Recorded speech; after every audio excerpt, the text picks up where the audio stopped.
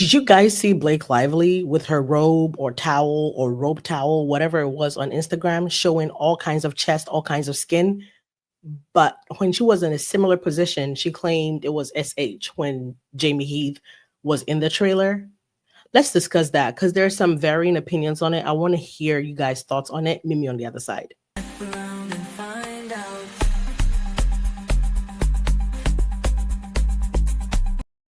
Hello there, beautiful people, and welcome back to another episode of F Run and Find Out. I'm your host, Elsie. I appreciate you for being here. I want to show you guys this video that was on Instagram. I talked to people on Instagram and TikTok about it, but I figured I left you guys in the dark. Now, when I posted this video, before we even talk about it, somebody was like, well, women are not like, she doesn't have to be clothed. If she doesn't want to, she can show whatever she wants. I agree. Correct. My point when I posted this video, the point I made was, here is Blake Lively showing as much skin as I'm assuming she was showing in the trailer where she claimed Jamie Heath barged in and was like pretty much trying to cop a look, right? If you will, steal a look at her boobs, whatever, when she was getting makeup removed or she was breastfeeding or pumping, whatever the iteration is, we can't remember. But to me, you being in your trailer with your makeup artist, your nanny, people around you, and one person knocking and coming in and having a conversation with you, if you can call that SH, I don't know how you can come on the internet and show this to the world where all eyes are watching and you have no control of who is watching. Like, what does it mean that you're comfortable showing this much neck, this much chest, this much arms, this much skin? But when Jamie walked in your trailer, you claimed that was tantamount to sexual harassment. Good morning and happy Thanksgiving to everybody but Blake Lively, because this morning I want her to explain something to me. So I'm going to go ahead and assume you were covered just about this much in your trailer, whether you were breastfeeding or having body makeup removed or whatever. This is what you would have looked like. So in your trailer, Jamie had to turn around, but you come on the internet and you present this entire situation to the whole world with all kinds of creepers creeping. So here it's okay.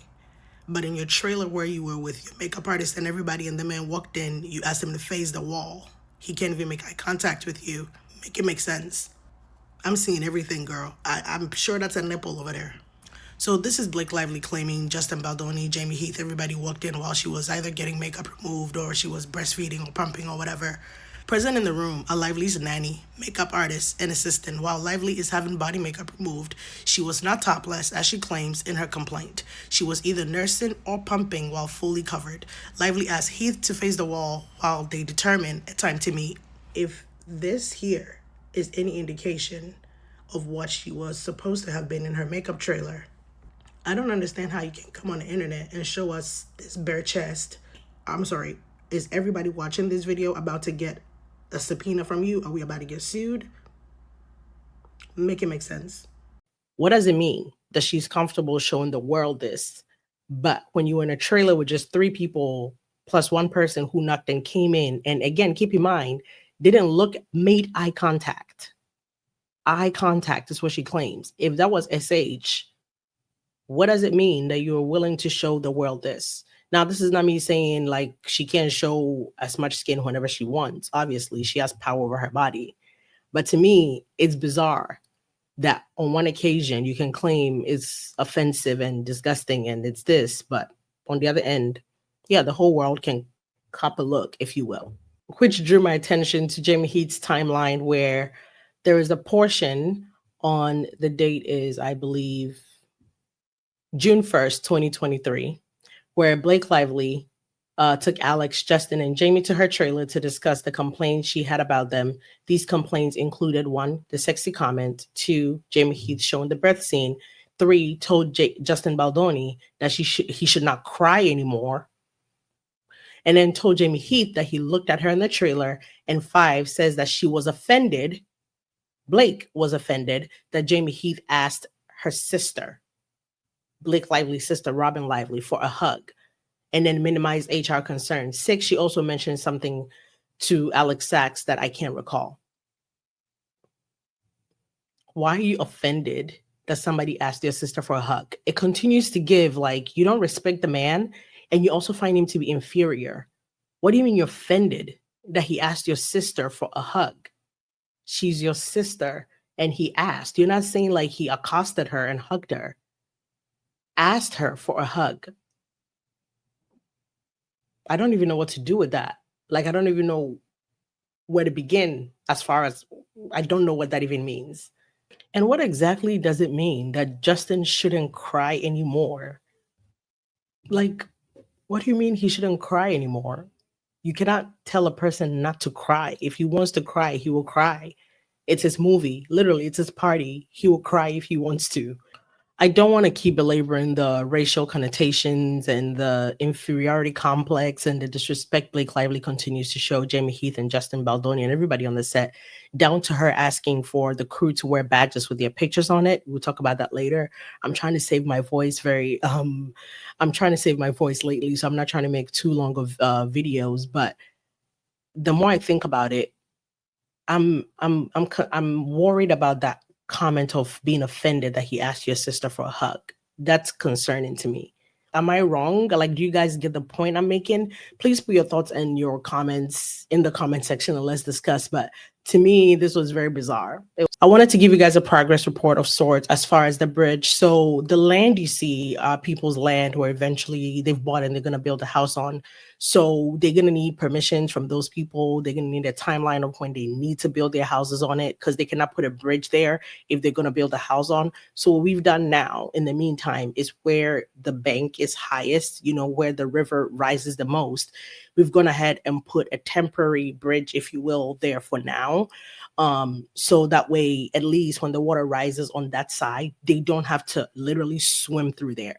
They can at least cross that side and figure out the rest of the way without being drenched. So this is this is the kids when they got that just that little part of it done, because it's going to take a minute for us to get permissions from almost everybody who owns a piece of that land that you see behind them, and for them to give us permission to say put a bridge on it. But there are people who have plans to start their projects to build their houses, say next year. There are people who have plans to build their projects in 5 years. So it's tricky to get everybody to agree to put a bridge on that entire stretch. But for now, they've given us permission to put a bridge on the bank that causes the biggest issue. So this is a little message from the kids. I'm gonna play it. You might have to listen because it's a little like muffled. So just pay attention. They're just saying thank you to the Elswitch community for building them a bridge. Elswitch community, may God bless you for building us a bridge. Sweet community, may God bless you. That is the river.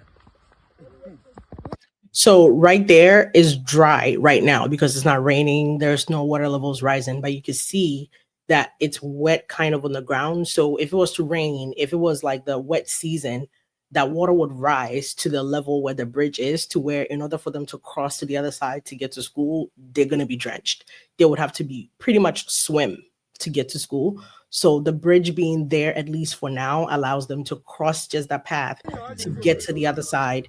That way, by the time they cross here, right, all here is supposed to be wet and like at high levels, they can just walk the rest of the way.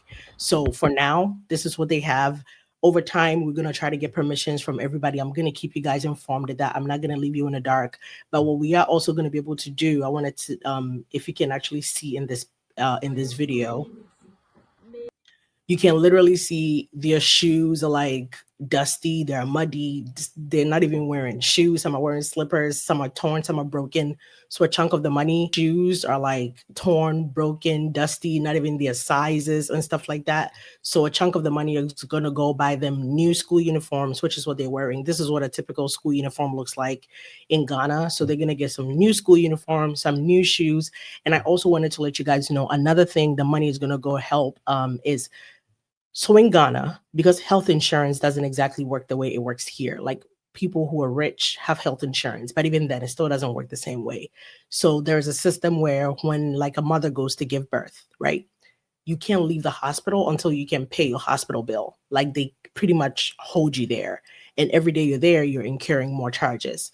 So what we're going to do is find a group of women, maybe 10, 20, and the money you guys have donated will be able to discharge mothers and their kids. I'm going to try to get videos of everything that will be coming to you. And also, We are doing care packages, which is going to involve like rice, some oil, some canned meats, and stuff like that. That's going to go to an elderly community. So people who are handicapped, people who can't get around, people who just have like no family, they have to pretty much fend for themselves. A lot of the money is also going to go support them as well. I'm going to bring you guys videos for that. That is going to pretty much be like a Christmas gift. So that's going to come towards Christmas, but not exactly like on the 25th. I'm going to get that done in the next 2 to 3 weeks. So over the next couple of weeks, I'm going to bring you guys pictures and videos of that. And also we're going to do, like I told you guys before, like the street party for the kids in the areas where they don't necessarily get to celebrate Christmas. So I just want to say thank you to everybody who's donated so far. Thank you to everybody who is going to donate later. I just want to keep you guys abreast of everything that's going on. I know I've been sick, so I haven't given you as many updates as I'd like, but that's what we have going on right now. I just want to say thank you. I appreciate every single one of you for supporting me on this journey. Now, I want to give you guys a quick update. I guess we are in the last days of, if you're looking to donate, for it to count towards anything I'm doing as far as for Christmas. But if you guys want to continue to donate even later, the money will still go towards helping the communities that I help. It necessarily will not be for like a Christmas project. I'll still be able to help others in their times of need, not necessarily like a Christmas gift, if you will. I want to thank you guys for the continued support. I want to thank you guys for telling me to take my time to rest and you'd wait for me. And surely enough, you did. See you in the next one. Please remember to like, share, subscribe, leave a comment, and you can use the link in the bio or the QR code up here to donate. I'll see you guys on the next one. Have a good day. Bye-bye.